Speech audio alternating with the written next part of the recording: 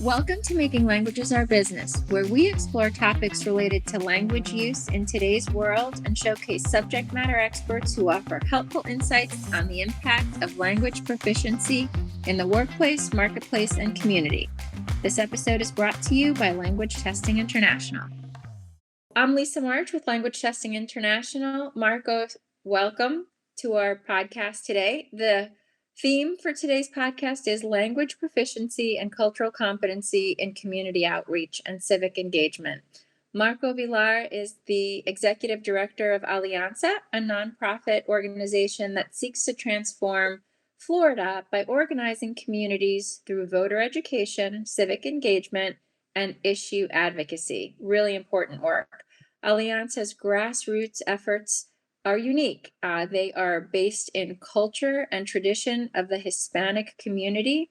And what they do is build political participation by building long-lasting relationships with those members of the community, and they fight for social, economic, and environmental justice. They do this by establishing genuine relationships, in particular with Puerto Rican and Latinx communities, its leaders, and allies in order to effect meaningful change. So Marcos, you're doing amazing work. Can you tell us a little bit about your interest and involvement in civic engagement and maybe your trajectory as a community organizer? Yes, Lisa, thank you. It's an honor to be here this afternoon. And civic engagement is one of the most important things in a democracy, right? When we want to make sure that all of our voices and all of our needs as members of a society have equal place and an equal voice and an equal opportunity to have the benefits of our government. We all pay taxes. We should all have a little bit of a say and a way to say how those taxes should be used, and that's, I think, what makes this country so unique and so attractive to so many people from around the world. And we're talking about around the world. We're talking about languages, right? So that's I think one of the important things about our work is figuring out how we can get our community, the Latino community, more involved in the day-to-day aspects, both at the local level and at the state level in our case, but even sometimes at the federal level when it's necessary. So we do a lot of advocacy, organizing people to become more active in the civic life of their communities, but also of the state and the country. Really, I mean, you give people a voice, right? I mean, we talk about the effects of languages and helping people communicate, but really you're helping the folks in your community find their voice and advocate for issues and challenges and problems that are really very important to their success in their communities. So maybe tell me a little bit about how you got started and the kinds of programs that you are organizing in your community, and maybe how language plays a part. hmm Well, I'm from Puerto Rico myself, although I've lived most of my life in the United States, in different parts of the United States. And when I came to Florida, I saw this huge growing community of Latinos, Hispanics. We some people call them Latinx. You know, there's so many different terms now for to describe our people. We use all of them because they all have they all make sense to the people who want that particular identity, the X, the Hispanic, the Latino. In the end of the day, it's mostly all the same people. But I saw this growing group of people in Central Florida in particular, and they were sort of seeking empowerment, seeking a place in this new region that they're moving to. And it wasn't easy. They some of them faced language barriers. Others were coming from culturally different states like New York and Chicago. And there was a bunch of different aspects that we felt were not being addressed by some of the other organizations that were around, that were working with, diverse groups of people, but might not have been really attending to the focus of this huge growing constituency, particularly the Puerto Ricans in Central Florida. Obviously, we're part of a greater community that includes everybody. We're also part of a greater community, which is the Latino Hispanic community, which has people from all different countries.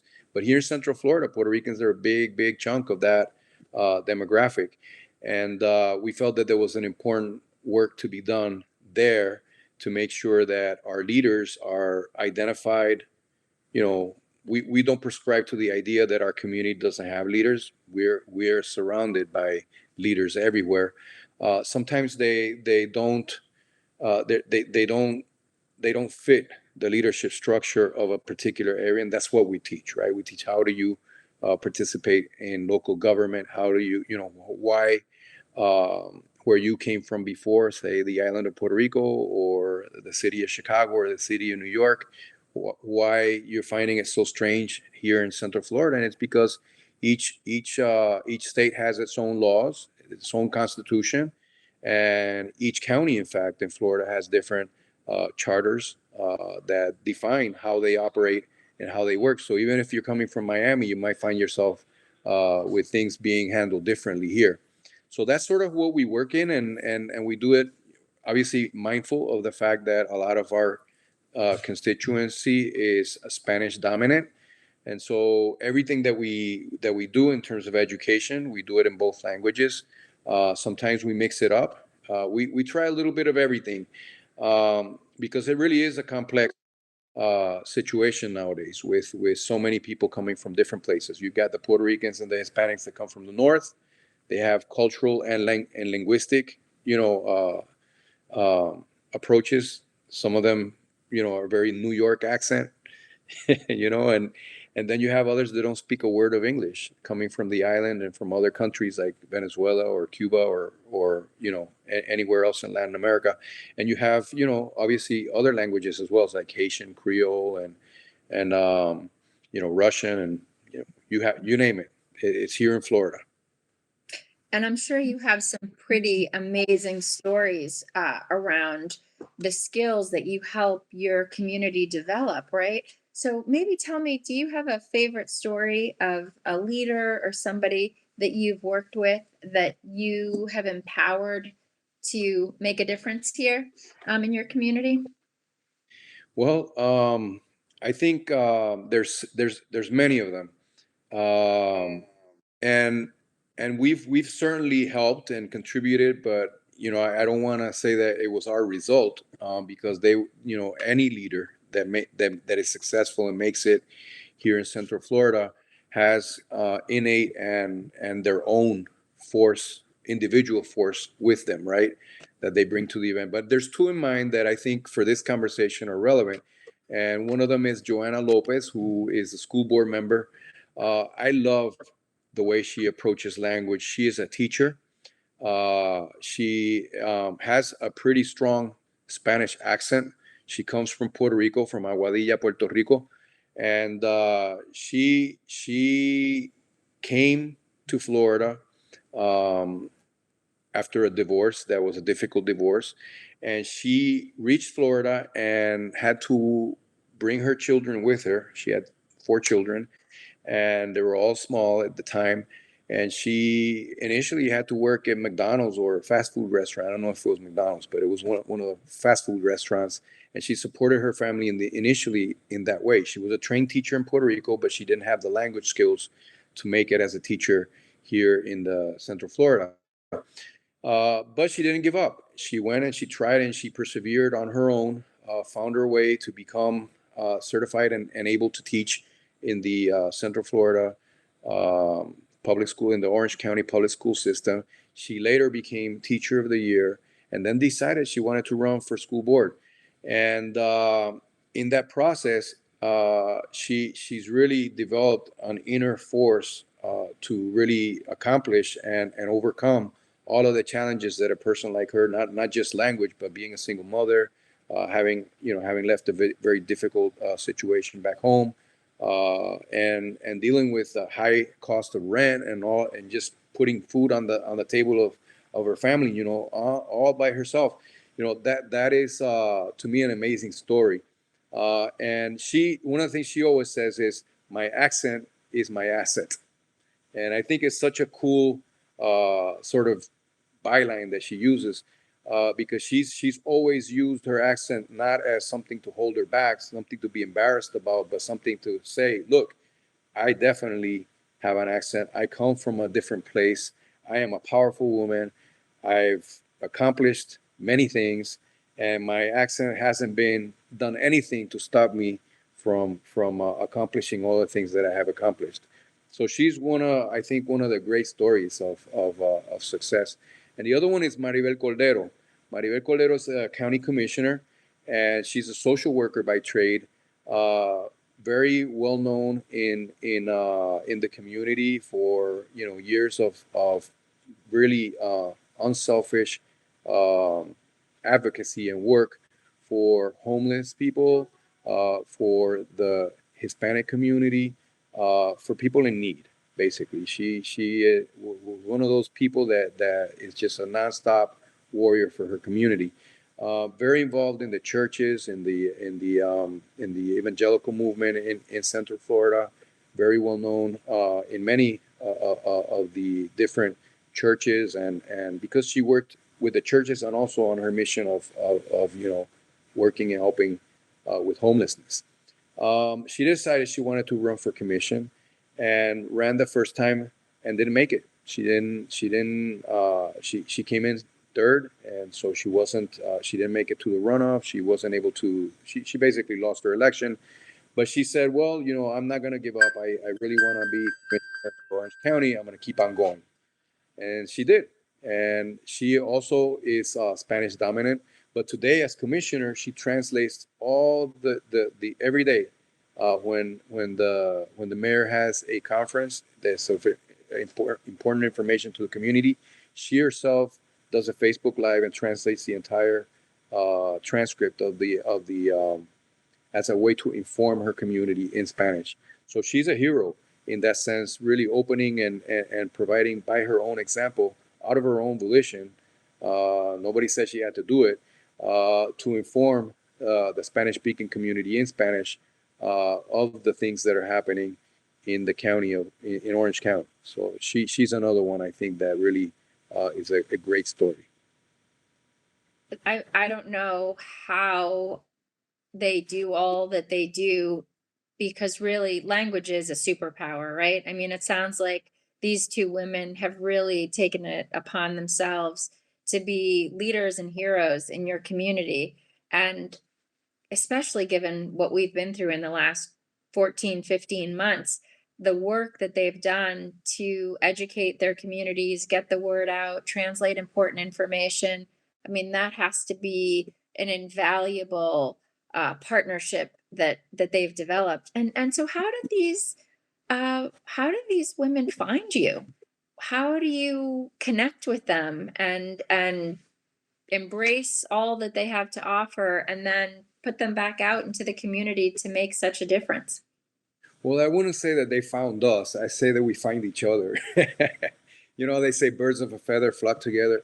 So I think that what you have is, at least our work in Alianza is identifying people like them, and there's people like them in all walks of life, right? So these are like super activists, people who give themselves to the community, who really take their role. I think they're legacy people, right? Who live life because they came here for a purpose, right? And they understand that life has purpose with it.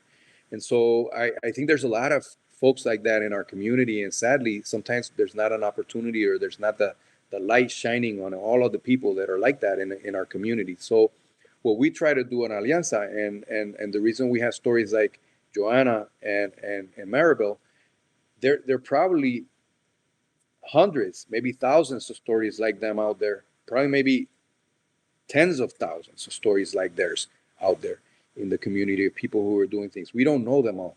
We seek them, we find some of them, and with the ones that we find, we try to build better, and we try to build for the future in any area. So we look at the different sectors in our community, and by sectors I mean, there's a faith-based sector. So we look a lot at churches. There's a lot of leadership around churches. We look at the business community. There's a lot of leadership in business.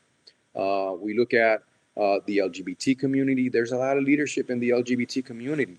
We look at the women's organizations and places where women go and are looking for support and need. There's a lot of, I mean, women are the up and coming leaders. One of the curious things about how the leadership, the elected leadership in Central Florida, is that the elected leadership in Central Florida is 50-50 men and women.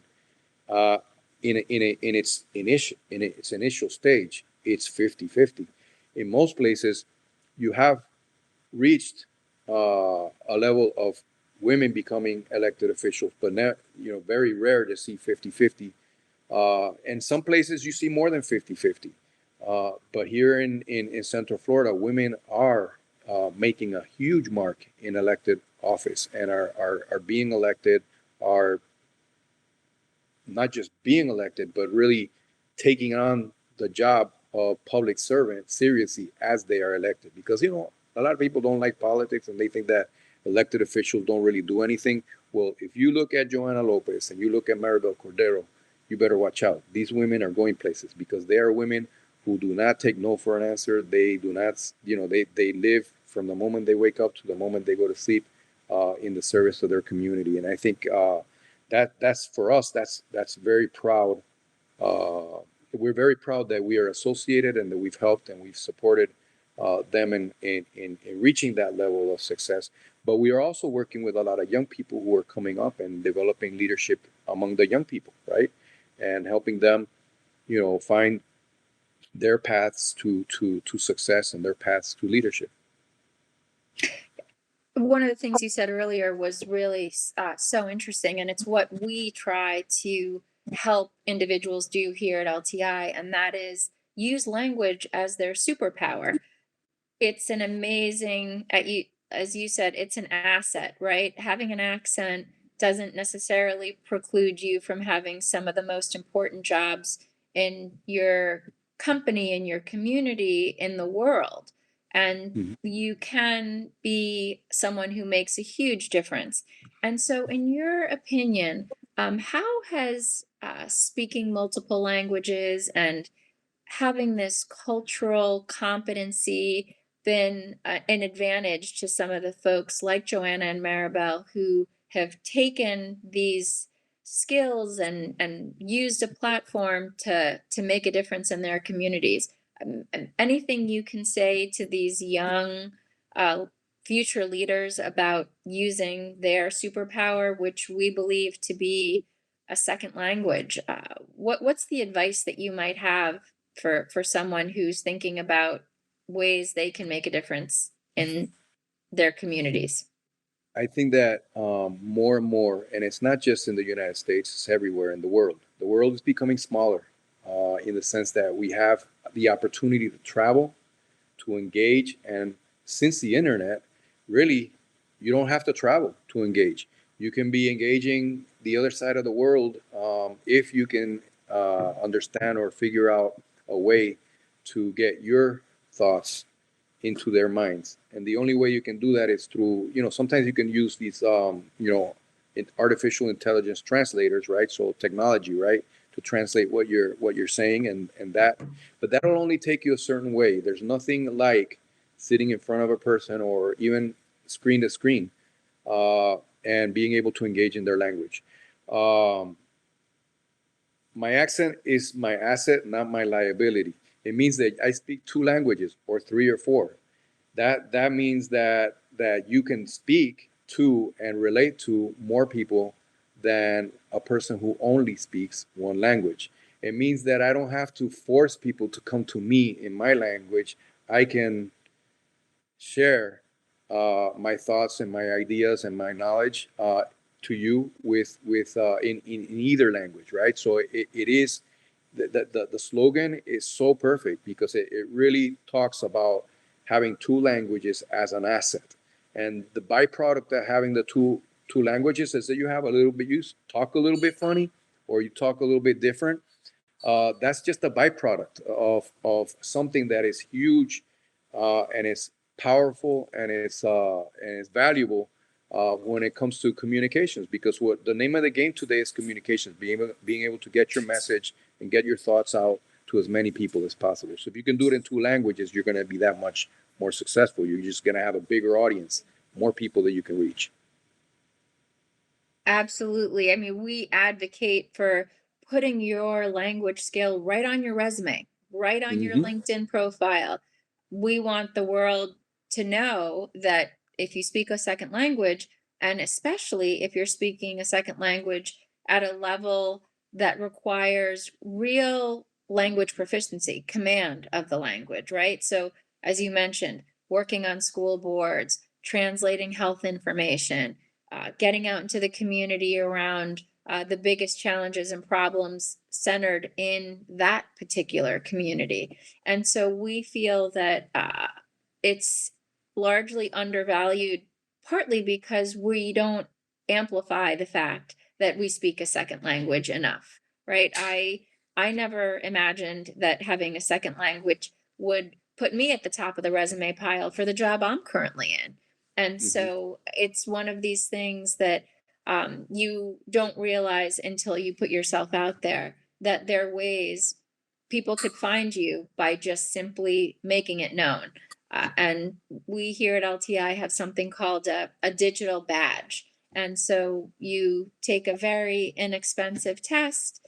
It takes about a half an hour. It's called the oral proficiency interview. And you could do it either with a live person who you're having a conversation with, just like you and I, or it could be via a computer. And you can do it from home or you could do it from the office. And it is, again, very, it's a casual conversation that looks to gauge your level of proficiency on a scale. And then you get a badge that you can put on your LinkedIn, on your resume, and employers and people like your organization can find you. Who speaks Spanish in Central Florida at a superior level? Who Mm-hmm. speaks the language at an intermediate level? And then based on the problem and or challenge at hand, you have an immediate pool of people that you could draw upon. So I'm wondering, do you think those types of credentials and certificates would help your community either find jobs or be better at representing the platforms they're in? Maybe speak a little bit about your recommendations for those who are even seeking employment, right? They come and it's not just Spanish. Maybe we need to certify some of the folks that are coming from different countries after they've been through your English programs. Mm-hmm. So how are you getting some of these folks ready, and how do you recommend that they go out into the world showcasing their language skills? Yeah. Well, we're not giving lessons ourselves, so we sort of uh, that's not something that we do, teach English as a second language. But there's a lot of other places that do that, and but I think that being bilingual is definitely an asset. Like in our organization, for example, if you speak both languages, both English and Spanish, you're gonna automatically have a better chance of landing one of our jobs than if you only speak Spanish or if you only speak English. So being able to speak both is definitely, in the context that we're working in here in Central Florida, is definitely an asset. But you mentioned something earlier in one of the other, because you mentioned cultural competence too, and that's really important, because the next step after language is understanding all the cultural nuances that are behind a language. And I'll tell you a story. I um I was in Puerto Rico in 2017. I worked in Puerto Rico in 2017. I was hired by the National Association of Realtors and by the Puerto Rico Association of Realtors to basically rebuild and reconstruct their organization that had gone through some troubled times. And they needed somebody in there that could understand the American way of doing business, the National Association, and someone who could understand the Puerto Rican way of doing business, the Puerto Rican Association of Realtors.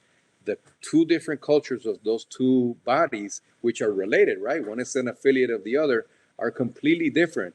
And why are they completely different? Is because they're basically formed uh, in a legal framework from two different legal ways, or legal tendencies, the Roman law and the British law, right? all of the Romance languages, Spain, France, Italy, all of those countries, they follow they have the legacy of the Roman law, and the Roman law is very prescribed. If it's not written down specifically, it's not a law, and there's very little room for interpretation. The British law is much more condensed, much more general. It's much more. It leaves a lot of, it's, maybe you could call it democratic because it leaves a lot more space for interpretation. So you need a judge, you need juries, you need, bodies of people to sort of take the law and say, well, under this condition, this isn't necessarily what the person who wrote the law meant. It's a little bit different. It's flexible, right? It adapts to the condition and to the time, whereas Roman law is very prescribed, very specific. Now, people say, well, what does that have to do with language? Well, we in the United States speak English, and that is a language, but it's also a legal system, a legal psychological construct of how we do business. It's all set up in law. And how we set up law and language and how the language works, even all of that plays into the cultural context that individual and that society brings into any scenario.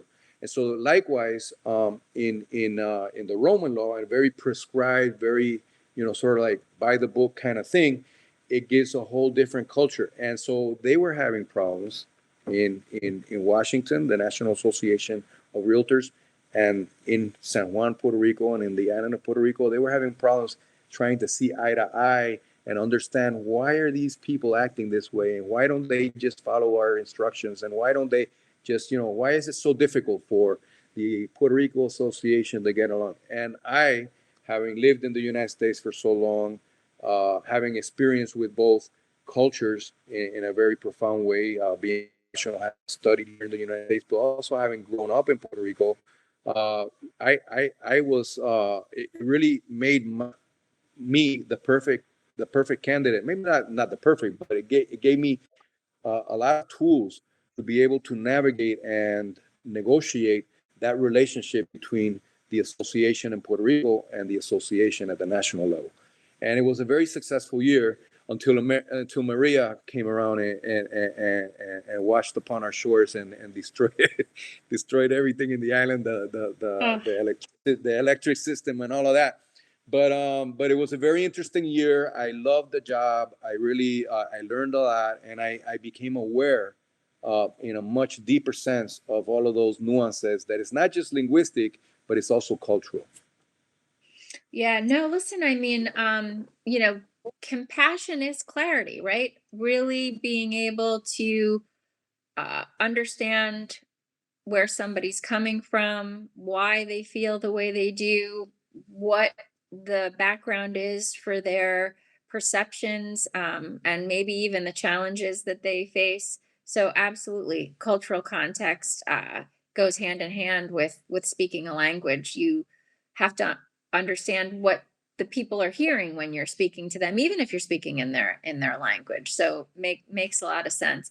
So, in the last couple of minutes, I'd love to maybe learn a little more about the challenges that you see as really most prevalent, and maybe your goals for 2021. How do you see your organization growing in light of the pandemic, and maybe the opportunities? Maybe someone watching this podcast wants to find a way to work with you. What are the kinds of things that you're going to be solving for in 2021? Well, I think that COVID has been a huge challenge to all of us. We are social beings that really feed and prosper by relating to each other, right? Sharing information, sharing knowledge, sharing experience, sharing struggles, sharing common causes, right? And but it's been interesting at the same time because it has not 100% kept us from doing that.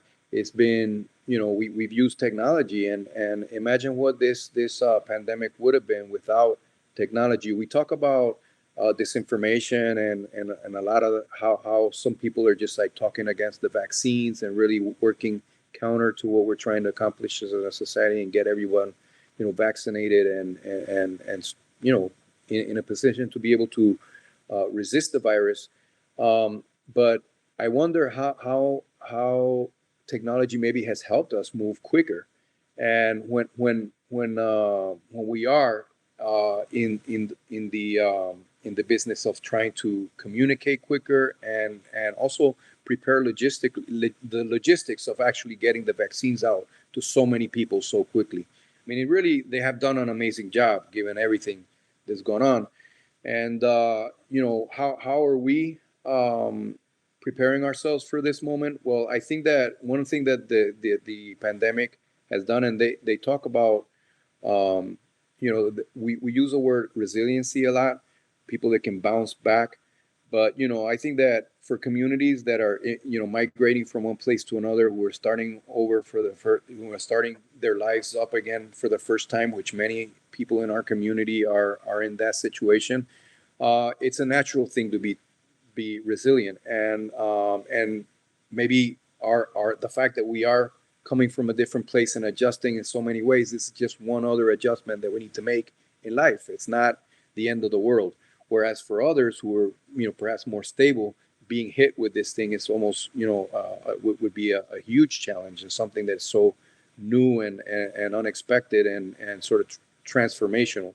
So I think that there's that word resilience, um, is something that we can say about this moment that we're living in right now. And I think that our community is particularly prepared, and also knowing a second language adds value to that, and adds uh, just so much more ability for you to succeed in whatever way or reinvent yourself. I see a lot of people starting new businesses and thinking quickly. Well, in this context, if I move quickly and set this thing up, it's what people need right now because of this new changing paradigm. Uh, maybe I can make it, and I don't. This doesn't have to be a terrible time for me. This can be a great time for me, and I've seen that happen with people. I've seen a lot of people turn their kitchens in their home into a place where they create food, and they put up a page on Facebook, and they're selling food in their neighborhood, and taking it out and delivering it, and being quite successful at the end of the day, being able to pay all their bills with that, and they never thought that they would be doing that, but maybe they're doing better than they were even before, when they were working at a service job for $8 or $9 an hour. So it's an interesting moment.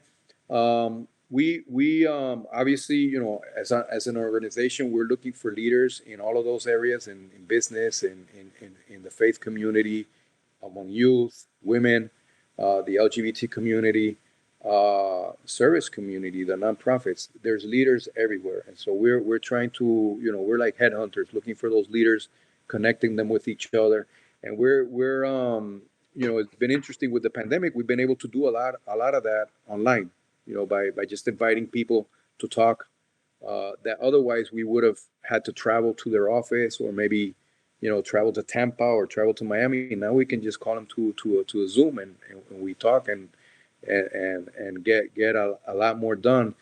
It's just sort of like a changing, being able to change, have a flexible mind, and maybe knowing a second language is also part of, is in a way gives you that flexibility, and prepares you to be able to engage with any type of change or any different or difficult situation a little bit better. Agreed. Well, we are thrilled to have had a chance to meet you. I would love to work with your organization and provide more information and opportunity for the folks that you're already working with, and also people that you're trying to recruit, so that they can find a really inefficient, or I should say, a very inexpensive, very efficient way of understanding their level of language ability, both in English and Spanish, and broadcast to the world that they've got these skills. And like you said, I mean, it really, we've got to look at this as a time of opportunity, right? The borders are now, even within our own states, that you can communicate with almost anyone, anytime, anywhere, with technology and the right skills. You just have to make it known what you've got to offer. So continue doing all that great work. I will make sure that I follow up. We want to make sure we get you badged. I take it you'd probably be off the charts in both English and Spanish. So maybe you could lead by example and get certified. It's easy, and we can certainly make that opportunity available to the folks that you work with. So appreciate meeting you, and hopefully we can see each other in person sometime soon. Keep up the good work. We love badges. So we'll take you up on the offer. Excellent. Very, very good. Thank you, Marcos. Thank you very Thank you. much. Have a great afternoon. Thank you, Lisa. We hope you enjoyed this episode of Making Languages Our Business. If you have any questions or need additional information regarding how to assess your personal level of language proficiency or the language skills of your employees, visit our website at languagetesting.com. Thanks for joining us.